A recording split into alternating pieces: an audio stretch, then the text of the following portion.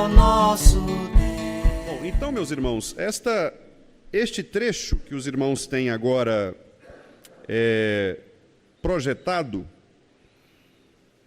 que é parte do parágrafo 2º do capítulo 2 da Confissão, trata exatamente a respeito do aspecto que nós vamos examinar agora pela manhã. Nós vamos ver este trecho e vamos ver também o trecho seguinte, que vai fechar esse segundo parágrafo a respeito de Deus e de suas perfeições. Se Deus assim permitir, no próximo domingo nós falaremos no terceiro parágrafo, que é o parágrafo que trata a respeito da Trindade. E aí nós fecharemos o capítulo 2 da Confissão de Fé e entraremos no capítulo 3, que trata dos decretos eternos de Deus. Bom, eu acredito que os irmãos consigam fazer a leitura, embora esteja um pouco pequeno, né? Mas aqueles que conseguirem, vamos fazer então a leitura juntos. Deus tem em si mesmo e de si mesmo toda a vida, glória, bondade e bem-aventurança. Ele é todo suficiente em si e para si, pois não precisa das criaturas que trouxe à existência, não deriva delas coisa alguma, mas somente manifesta a sua glória nelas, por elas e sobre elas. Ele é a única origem de todo ser, dele, para ele são todas as coisas, e sobre elas tem ele soberano domínio para fazer com elas, para elas e sobre elas tudo quanto quiser. Muito bem. Os irmãos se lembram que na semana passada nós falamos um pouco a respeito destas questões aqui. E eu quero trazer agora, meus irmãos, uma perspectiva que nós precisamos cada vez mais exaltar no meio cristão, especialmente no meio reformado, em nossas igrejas, que é exatamente este governo de Deus, este domínio de Deus sobre a criação. Porque nós vivemos, meus irmãos, um período em que as pessoas, elas se tornaram humanistas, ou seja, autônomas. As pessoas pensam ter direitos sobre as suas próprias vidas. Nós vivemos um momento em que a discussão a respeito de direitos é uma discussão muito grande, muito evidente. Obviamente, puxado aí por uma discussão política, por uma discussão filosófica, que promete dar ao homem felicidade a partir das suas próprias conquistas. Então, os políticos vêm e apresentam para o homem, para o ser humano, para a sociedade, diversas propostas do que pode nos fazer felizes. Então, olha, a felicidade depende da economia, a felicidade depende da saúde, a felicidade depende da educação. E aí cada grupo político, cada grupo ideológico tenta colocar uma destas coisas como sendo a salvação do ser humano. E nós acabamos sendo influenciados por essa ideia, né? Por essa teoria humanista, de pensar que é o homem quem vai resolver os grandes dilemas, os grandes problemas da humanidade. Infelizmente, nós somos frutos de uma época que coloca o homem no centro de todas as coisas, uma época que se esqueceu de Deus, e por isso, então, tudo que o homem inventa, nós acabamos acreditando que isso será a salvação da humanidade, né? Às vezes, as ideias da ciência, os avanços da ciência, nós achamos que estas coisas é que vão salvar o mundo, e nós nos esquecemos de olhar para a soberania, para o governo de Deus sobre a sua criação. E este capítulo, então, ele nos lembra a respeito disso. Primeiro, o capítulo nos lembra que Deus não precisa de nós. Isto aqui já é uma cajadada muito bem dada na cabeça daqueles que se acham alguma coisa, não é? Porque enquanto as pessoas cantam por aí, você tem valor, o Espírito Santo se move em você, né? Enquanto as pessoas cantam por aí que o homem é importante, a palavra de Deus está dizendo, olha, se Deus quisesse, Ele existiria sem precisar de vocês. Deus não precisa da criatura. Deus não precisa de nós. Deus não precisa de nada do que foi criado. Se Ele criou, é porque o propósito para o qual Ele criou é mais importante do que a própria criação. E é isso que nós vamos explicar. Por que nós somos importantes? Por que nós podemos, então, dizer que o ser humano é importante? Que a pessoa humana é importante? Por que nós podemos falar sobre dignidade humana? Porque nós fomos criados por Ele, por meio dEle e para Ele. Em outras palavras, o homem só vai encontrar o verdadeiro sentido da sua vida quando ele perceber que o verdadeiro sentido de sua vida está em Deus, em glorificar a Deus e usufruir de Deus, experimentar Deus na sua vida em cada detalhe. Só assim o homem encontrará repouso, o homem encontrará paz. É aquela famosa frase, né, que está ali nas Confissões de Agostinho, quando ele diz ali, abrindo o seu texto, dizendo, olha, o meu coração andava inquieto, e eu só encontro paz quando descanso em ti. E a vida de Agostinho foi uma vida exatamente assim, né? Ligado à filosofia, ligado à religião, até quando ele converteu-se, por meio da leitura do texto de Romanos, capítulo 1, versículo 17, quando ele diz, o justo viverá pela fé, né? Assim como Lutero também mais à frente vai falar a respeito disso. Agostinho, lendo esse texto e lendo depois o texto também de Romanos, mais à frente, Romanos, quando diz que Paulo quando diz que o homem que vive em orgias, né, que vive em impudicícias, concupiscências, esse homem não é digno de Deus, ele precisa confessar com os lábios, né? Agostinho então leu esse texto e diz Agostinho que a partir dali ele percebeu que a busca que ele tinha por prazeres humanos, e Agostinho era um devasso mesmo, ele fala isso, né, nas suas confissões, ele era mulherengo, experimentava, né, as noitadas, e ele disse que quando ele leu isso, ele percebeu que ele estava gastando sua vida, gastando seu corpo, seu intelecto, sua alma, com coisas que não lhe dariam prazer, né? Coisas que não satisfariam a sua alma.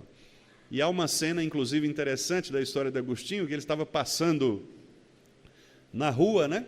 E alguém, então, uma mulher da rua, grita, né? Agostinho, Agostinho! E aí ele insiste em não se virar, né? E ela continua gritando, aí ele se vira e diz, olha, eu não sou mais aquele Agostinho, agora eu sou um outro Agostinho, né? E ele continua a sua vida cristã, e a gente sabe do restante da história, né? Se tornou o mais influente filósofo cristão, né, do início da Idade Média, e que a Igreja Católica o canonizou como santo, né? Santo Agostinho. Para nós é um Agostinho, como todos nós, porque todos nós somos santos, né? Então, Agostinho de Hipona, o grande servo de Deus que nas suas confissões discutiu bastante a respeito desta vida cristã de novidade de vida. Agostinho foi muito importante depois, inclusive, para sustentar algumas doutrinas cristãs basilares, como, por exemplo, ser contrário ao livre-arbítrio.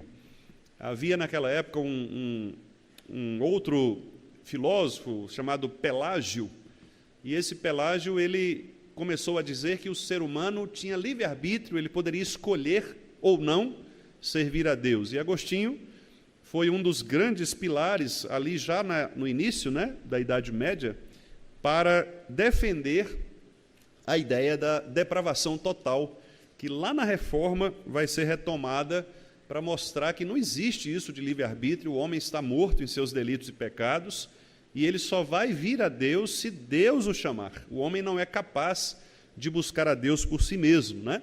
Então, esse servo de Deus, Agostinho, ele passou por essa experiência de vencer o humanismo, vencer essa ideia antropocêntrica de o homem estar no centro de todas as coisas e encontrar valor em Deus. Então, meus amados irmãos, o que este texto aqui da Confissão nos mostra é que Deus ele não precisa da criatura, muito embora ele nos criou para que nós possamos glorificá-lo para sempre. E toda a nossa vida deve, de fato, fazer sentido nele. Por isso o texto diz, ele é todo suficiente em si e para si, pois não precisa das criaturas que trouxe à existência. Ele não precisa da criação. Não deriva delas a sua glória, mas ele manifesta nelas a sua glória. Veja que impactante é isso. Nós, como sendo servos de Deus, nós somos verdadeiros refletores da glória de Deus. Nós, crentes, somos refletores da glória de Deus, o que significa que Deus nos criou para que nós possamos manifestar a beleza da sua graça, a beleza da glória da graça de Deus. Esta é uma frase que deve ficar guardada lá no fundo do nosso coração, de saber que cada um de nós, como crente, deve, por meio de nossas palavras, por meio de nossas ações, das nossas escolhas, do nosso comportamento diário, lembrar o seguinte: eu fui criado para glorificar a Deus. E embora Deus não precise de mim para se autoafirmar, para a sua existência, Ele me usa, Ele me criou para que eu possa refletir a glória dEle. Então, esta é a razão pela qual nós fomos criados e é o único modo, a única maneira de nós encontrarmos sentido para a vida humana.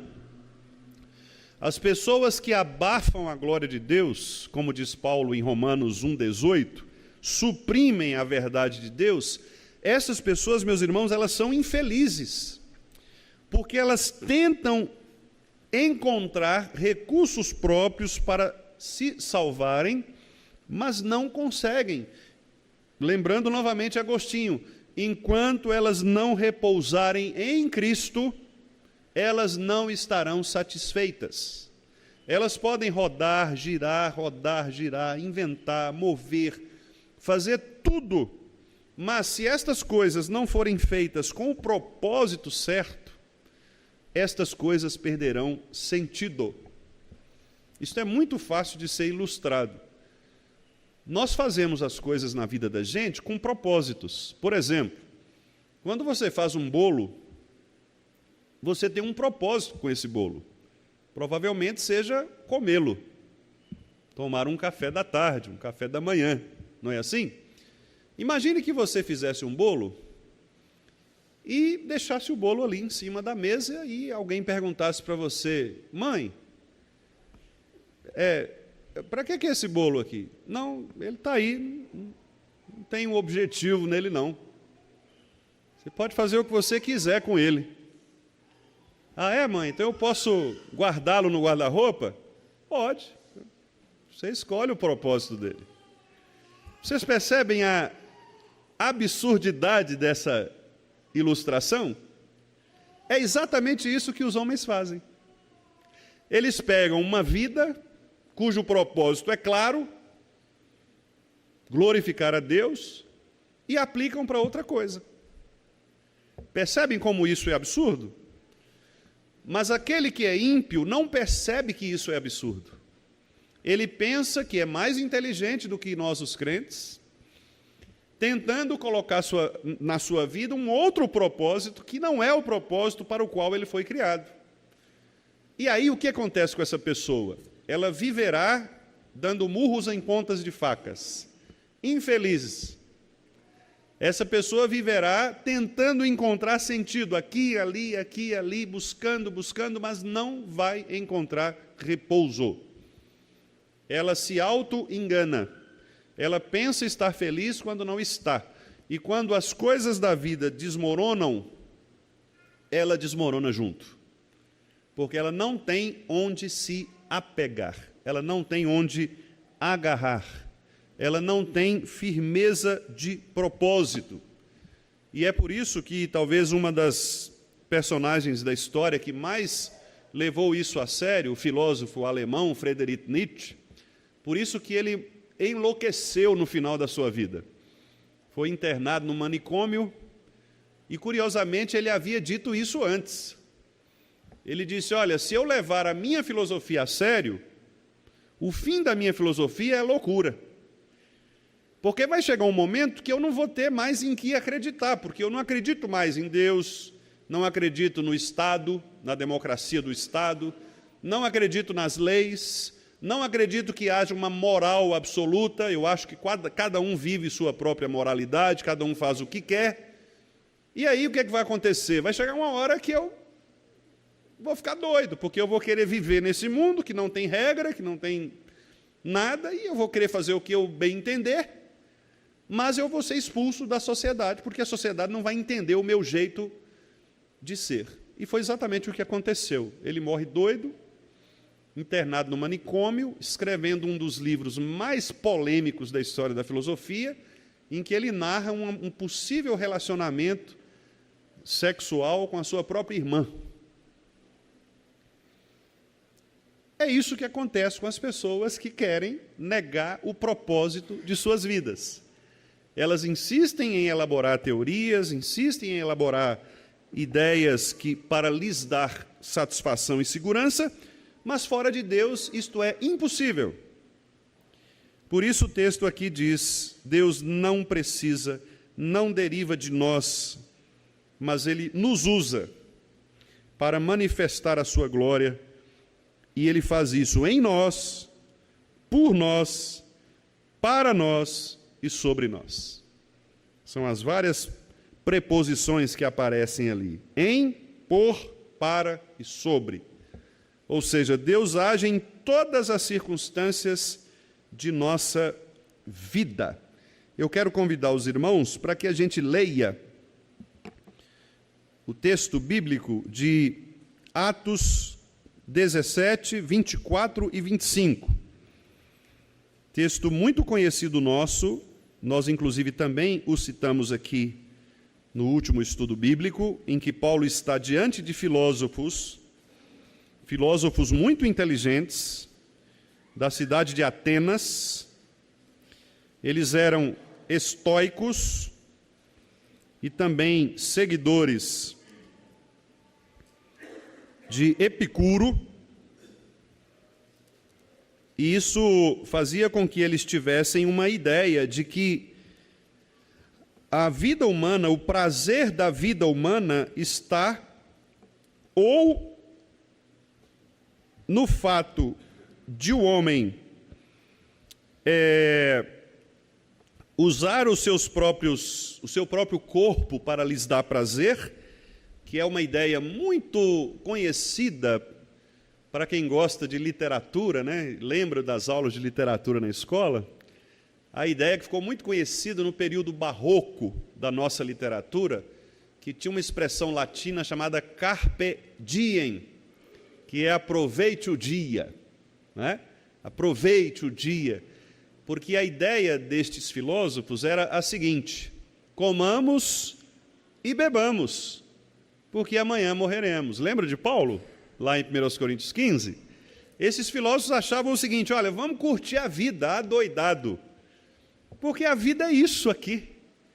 Você está perdendo tempo de ficar pensando em Deus, em eternidade. Gente, a vida é agora, a vida é o presente. Para que eu tenho que pensar nas coisas depois? Para que converter agora e ir para a igreja? Não, eu vou curtir a vida, depois eu penso nisso. Né? Quando eu estiver mais velho, eu penso nisso. Se tiver vovô, não tiver mais prazeres do corpo, então eu vou para a igreja. né? Essa era a ideia aqui.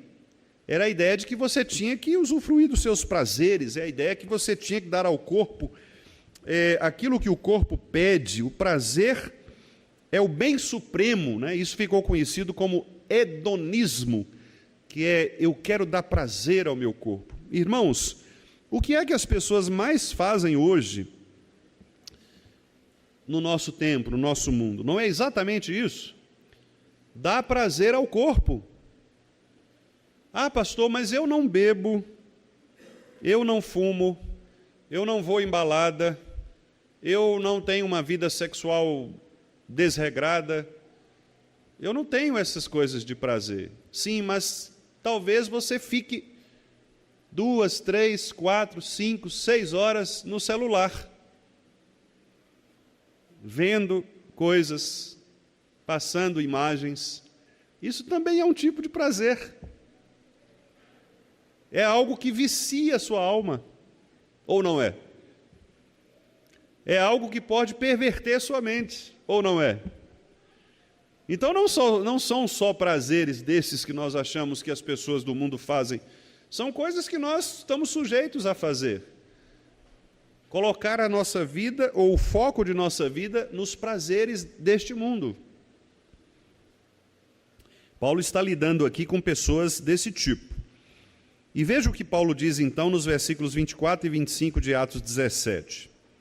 Vamos ler juntos?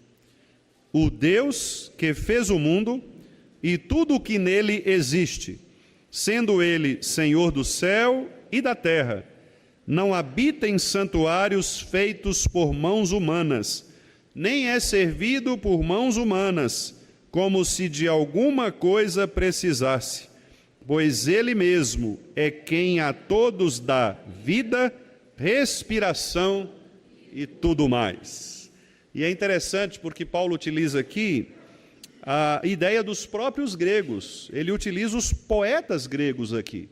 Ele utiliza a filosofia grega. Esse é considerado, inclusive, irmãos, um dos textos bíblicos mais estudados quando nós vamos estudar uma disciplina chamada apologética, que é uma disciplina de defesa da fé cristã.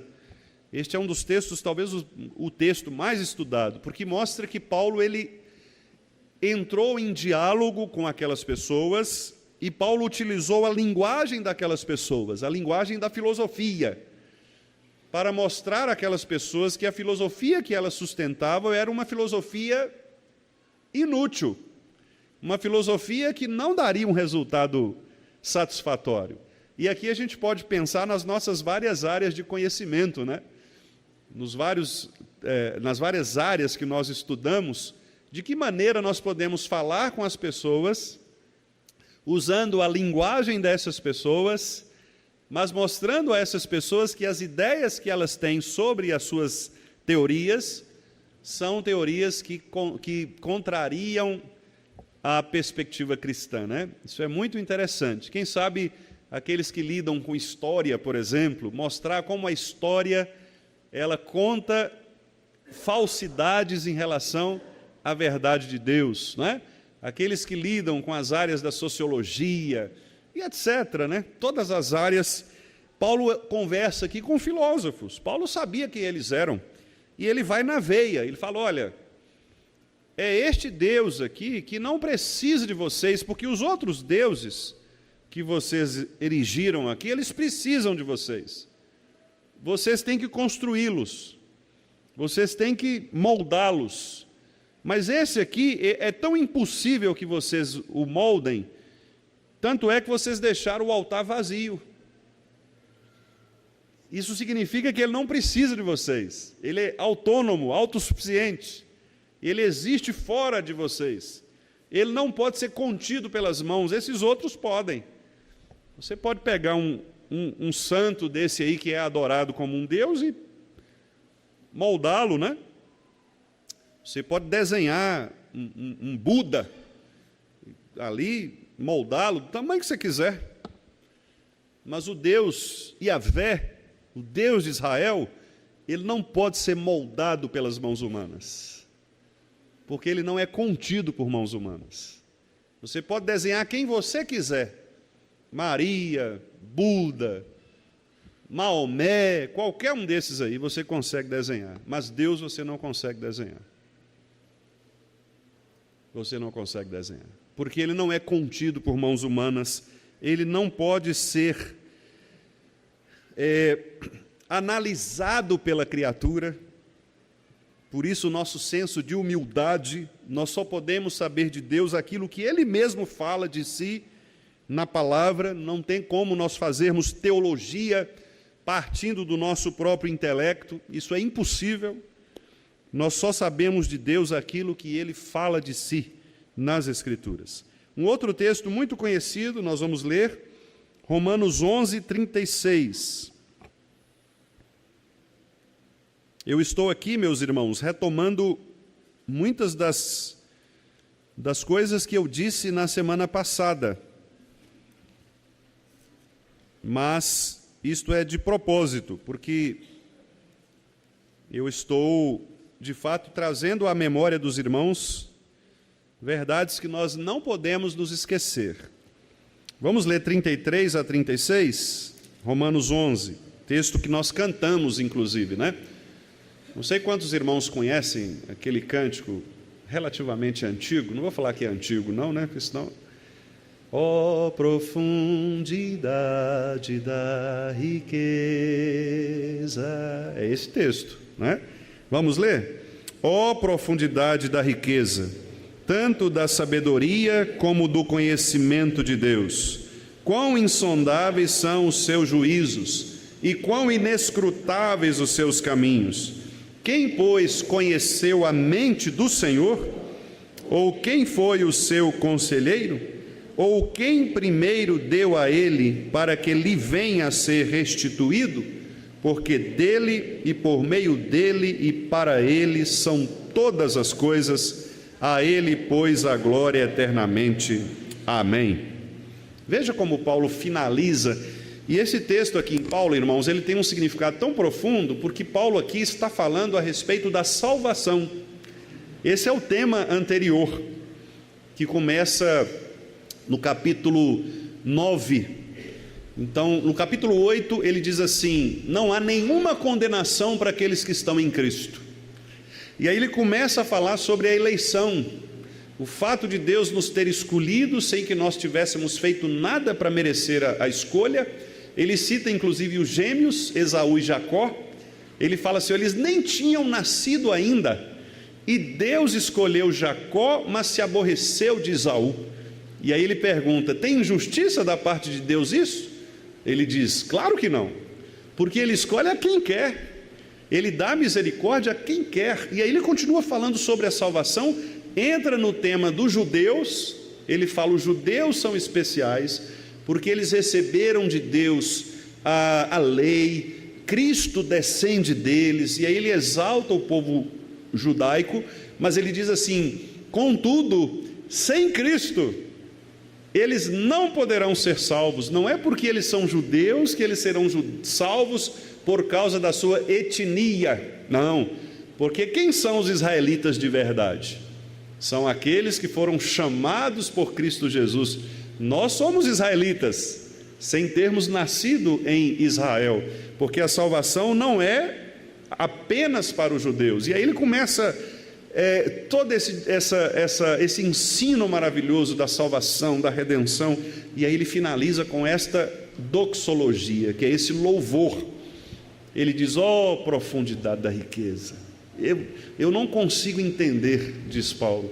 Quem é que consegue ler a mente do Senhor? Quem consegue saber quem Deus é? Não tem jeito, não tem jeito. Ele é supremamente infinito, e por isso a única coisa que nós devemos fazer é glorificá-lo. Por Ele, por meio dEle e para Ele são todas as coisas. Veja o sentido, meus irmãos, de louvor, de glória desse nosso irmão. Eu quero também ler com os irmãos Atos 15, 18. Atos 15, 18. Vamos ler do 15 ao 18, para que faça sentido no texto todo. Atos 15, 15 a 18. Barnabé e Paulo estavam pregando a palavra de Deus entre os gentios, mostrando aqui como que o evangelho alcançou. Tiago fala também a respeito disso. Eles estão aqui discutindo sobre de que maneira eles iriam interpretar a questão da circuncisão, Os presbíteros estavam reunidos porque havia tido um problema na igreja. Alguns queriam manter a circuncisão, outros não, e então eles reuniram esse concílio para resolver isso. E aqui nós temos, o trecho que nós vamos ler é o trecho de Pedro. Pedro fala estas palavras trazendo o Antigo Testamento como fundamento do seu argumento. Então vamos lá, 15 de 15 a 18. Leiamos. Conferem com isto as palavras dos profetas, como está escrito: cumpridas estas coisas, voltarei e reedificarei o tabernáculo caído de Davi, e levantando-o de suas ruínas, restaurá-lo-ei, para que os demais homens busquem o Senhor, e também todos os gentios, sobre os quais tem sido invocado o meu nome, diz o Senhor, que faz estas coisas conhecidas desde séculos. Aqui a ideia é afirmar que Deus, Ele verdadeiramente é santíssimo em seus conselhos, sábio e totalmente poderoso nos seus decretos. O texto do Antigo Testamento que está sendo citado mostra que Deus, meus irmãos, Ele vai em Cristo, quando o texto diz: cumpridas estas coisas, voltarei e reedificarei o tabernáculo caído de Davi. O tabernáculo caído de Davi é exatamente o governo dos homens, que foi insuficiente para salvar o povo, e da descendência de Davi, Deus levantará aquele que restaurará as ruínas, que é Cristo. E em Cristo, versículo 17, todos os homens devem buscar o Senhor. Todos os gentios, inclusive, não apenas os israelitas, mas os gentios, os não israelitas, vão invocar o nome de Deus, onde? Em Cristo. E é Cristo que faz estas coisas conhecidas desde séculos.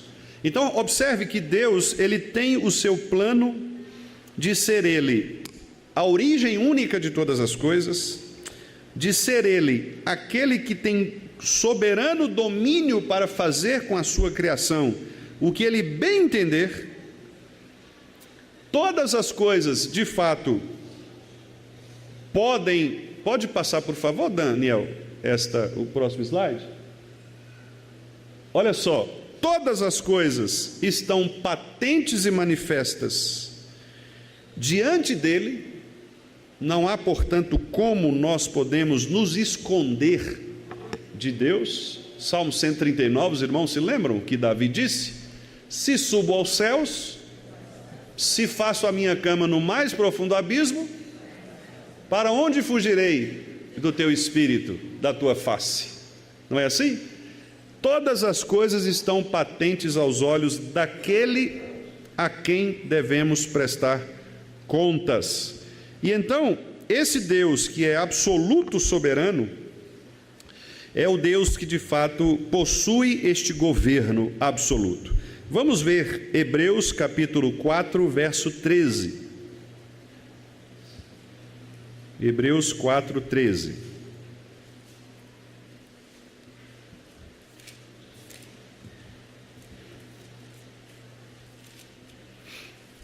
Hebreus 4, 13. Vamos ver do 11 ao 13. 11 ao 13. Porque aqui fala a respeito do nosso compromisso de buscar a palavra de Deus, porque a palavra de Deus é quem vai nos dar sabedoria para vivermos neste mundo, e nós precisamos levar em consideração uma coisa importante, que tendo Deus nos dado conhecimento na sua palavra, nós nos tornaremos indesculpáveis diante dele. É a mesma coisa de um pai, uma mãe que avisam a um filho a respeito de um mau comportamento. Olha, vem cá, fulano, você fez isso uma vez, duas vezes, na terceira vez você será castigado, será disciplinado, vai ficar de castigo, né? É isso. Deus está nos avisando para que nós saibamos que estamos avisados. E por isso nós devemos viver de acordo com a Escritura. Vamos ver? 11 a 13, Hebreus 4. Leamos.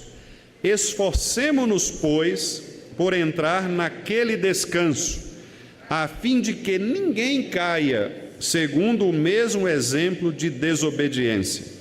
Porque a palavra de Deus é viva e eficaz, e mais cortante do que qualquer espada de dois gumes, e penetra até ao ponto de dividir alma e espírito, juntas e medulas, e é apta para discernir os pensamentos e propósitos do coração. E não há criatura que não seja manifesta na sua presença. Pelo contrário, todas as coisas estão descobertas e patentes aos olhos daquele a quem temos de prestar contas. Percebem? Então, nós devemos nos esforçar para entrarmos no reino dos céus. Descanso aqui significa o céu. É o descanso que nos resta, né? Como o próprio escritor diz aqui anteriormente no capítulo. O versículo 7, que é uma citação do Antigo Testamento, diz aí: hoje, se ouvirdes a sua voz, não endureçais o vosso coração. Porque o povo de Israel endurecia o coração. Lembram-se disso? Deus por muitas vezes falava a eles pelos profetas e eles endureciam o coração e desobedeciam. O escritor aos Hebreus está falando: não sejam desobedientes como eles foram, porque agora vocês têm a palavra de Deus, viva, eficaz. Esta palavra é capaz de discernir os propósitos do coração, o pensamento. Como assim? Quando você lê a Bíblia, quando você lê a palavra de Deus, motivado pela iluminação do Espírito, os seus pensamentos contra Deus são revelados. O nosso pecado é revelado. Quando a Bíblia é aberta, eu me vejo como pecador, eu não me escapo do juízo da palavra do Senhor. Ela me julga o tempo todo, porque ela mostra que eu estou pecando nisto ou naquilo. Então, quando eu peco, e quando eu olho para a Escritura e vejo que a Escritura está dizendo não faça isso, ou então faça aquilo, o que acontece comigo é que Deus, pelo Espírito Santo, transforma o meu coração. Agora, se eu permanecer desobediente, como os do passado, o texto nos ameaça dizendo: olha, não haverá ninguém que escapará do olhar penetrante, do juízo perfeito do Deus que é perfeitamente justo. Naquele dia em que todos nós compareceremos diante do tribunal, as nossas obras serão reveladas. Então, se você disse que ama a Deus em Cristo, se você se diz um cristão, viva como um cristão, para que você não corra o risco de, como diz o texto no outro lugar, de serem arguidas as suas obras. O que é isso? De Deus chegar e dizer: por que você fez assim e não fez de outro modo, sabendo que você deveria fazer assim? Não é? Por que você deixou de fazer isto, sabendo que deveria fazer? Então a palavra de Deus é o modelo, meus irmãos, para que nós possamos nos adequar a esta primeira frase, sabendo de que todas as coisas estão patentes e manifestas aos olhos de Deus. O texto ainda continua dizendo lá que o seu saber é infinito, infalível, independente da criatura. Já falamos sobre isso. De sorte que para ele nada é contingente ou incerto. Acasos para mim não haverá. É o que nós cantamos no hino, não é? As tuas mãos dirigem meu destino.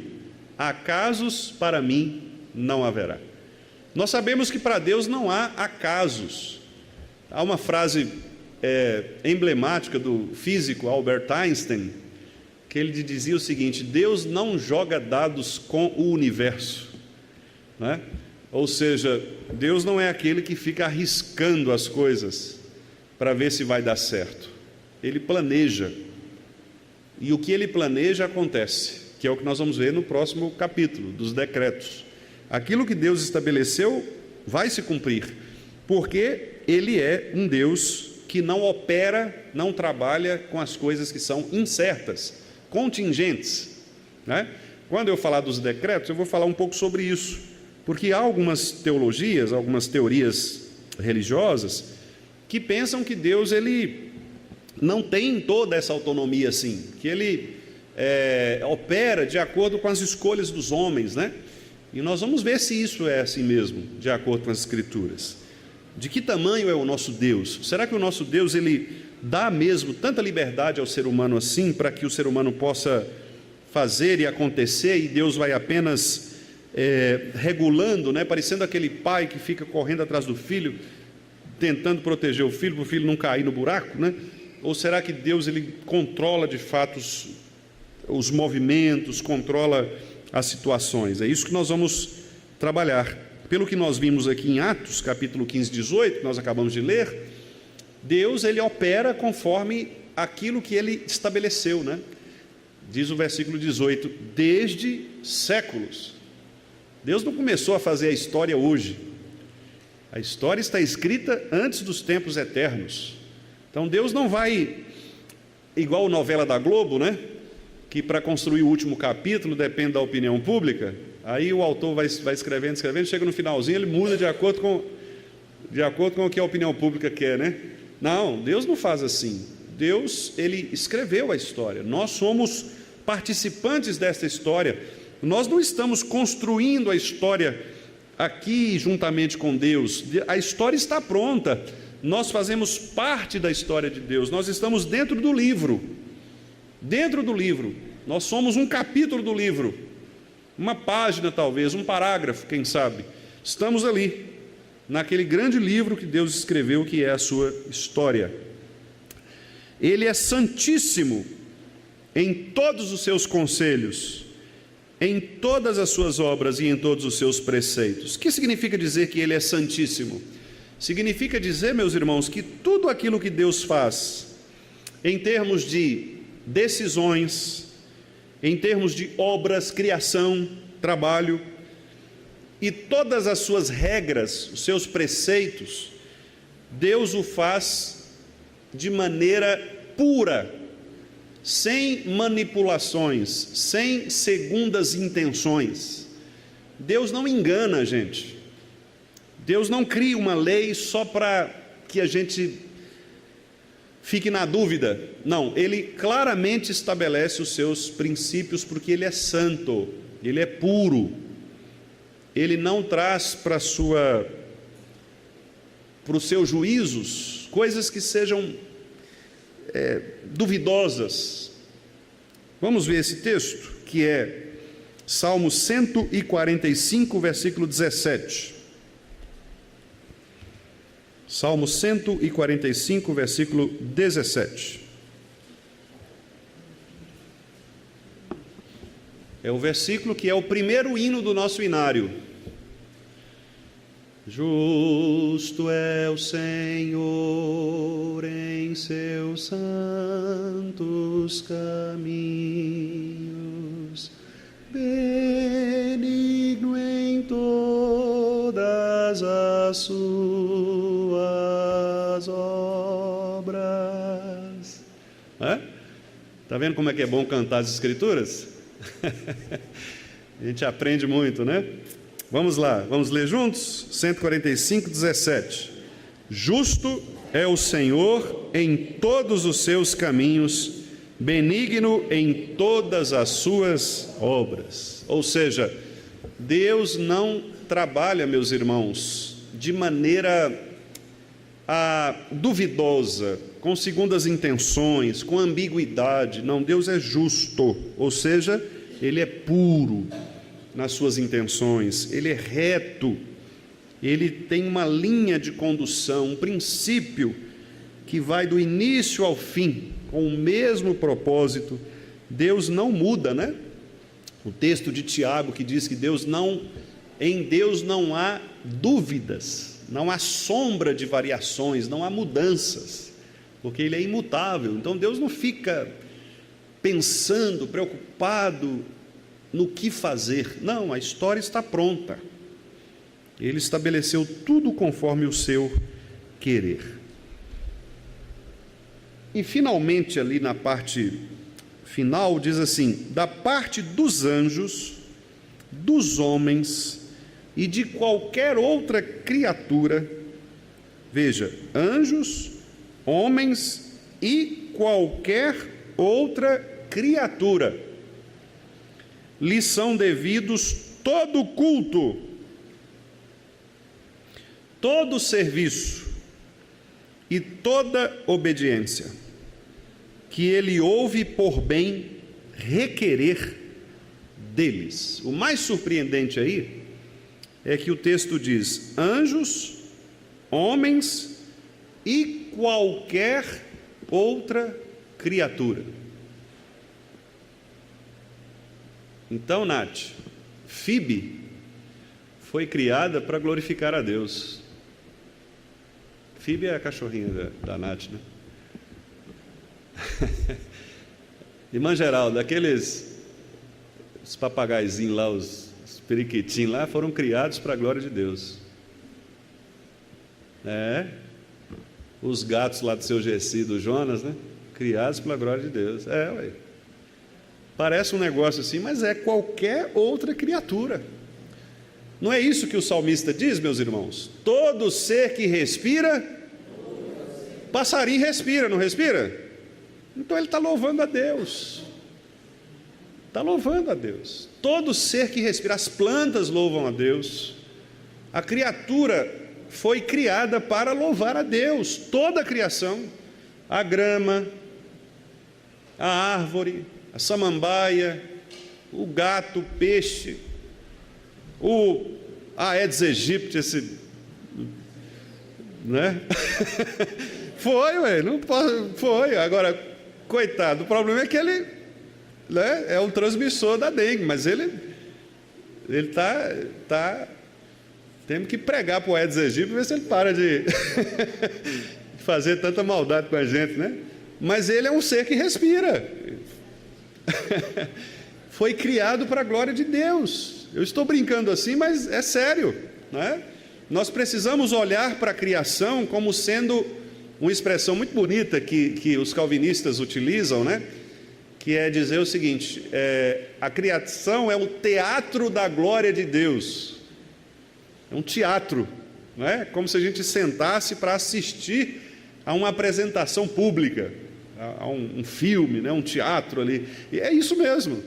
Quando você olha para a criação, para o ser humano, para as plantas, para os animais, é o teatro da glória de Deus. É Deus dizendo para o homem: eu estou aqui, eu criei estas coisas, e estas coisas devem me glorificar, não é?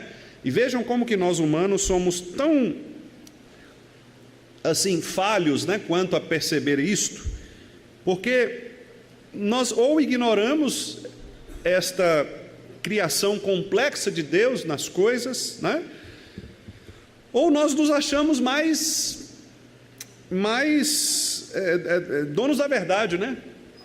A gente pensa que somos donos da verdade, porque de fato Deus nos criou com uma maneira, só o homem é a imagem e semelhança de Deus, os animais não são, as plantas não são, mas isso não nos dá o direito de ignorar o restante da criação.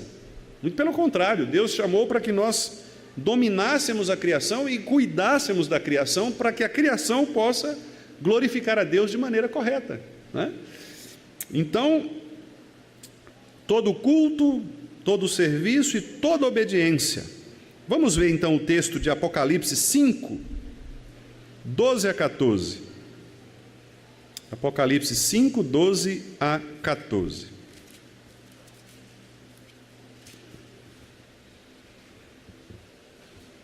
Vamos ler o 11, né? Para fazer sentido aí também no parágrafo. Apocalipse 5, a partir do 11 até o 14. Observe a expressão genérica, né? Tanto numérica, de milhões, quanto toda a criatura. É isso que nós temos que perceber. Vamos lá.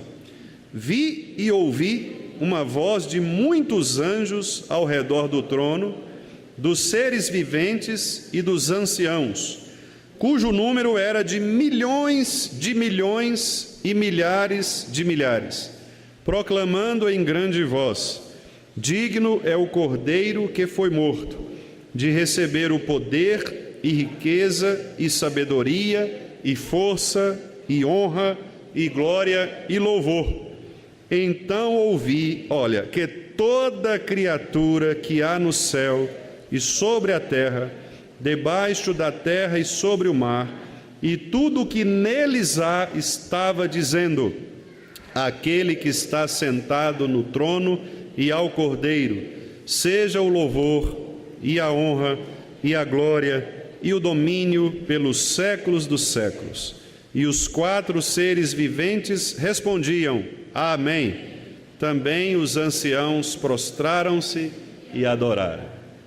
Você não vê aqui no texto animais se prostrando, animais fazendo referências de um culto racional, mas claramente o texto diz o seguinte, que toda criatura estava louvando a Deus. Portanto, se você olhar por aí e perceber um passarinhozinho sentado num fio desse poste, fio de luz, cantando e cantando e cantando, talvez ele esteja dizendo: aquele que é poderoso para fazer infinitamente mais. A gente não sabe a língua que ele está cantando, vai saber, né? Talvez ele está cantando lá: justo é Senhor em teus santos caminhos, né? Nós não sabemos. O fato é que a criação está aí para louvar o Senhor. Não sabemos se quando o gato mia, ele está dizendo: Jesus Cristo salva, né? Não sabemos. Sabemos que eles foram criados para glorificar a Deus, também como nós fomos. A diferença é que nós somos seres criados à imagem e semelhança de Deus, com toda a inteligência, com toda a racionalidade, espirituais. E por isso a palavra de Deus nos é dada para que nós possamos conhecê-lo de maneira a sermos salvos dos nossos pecados.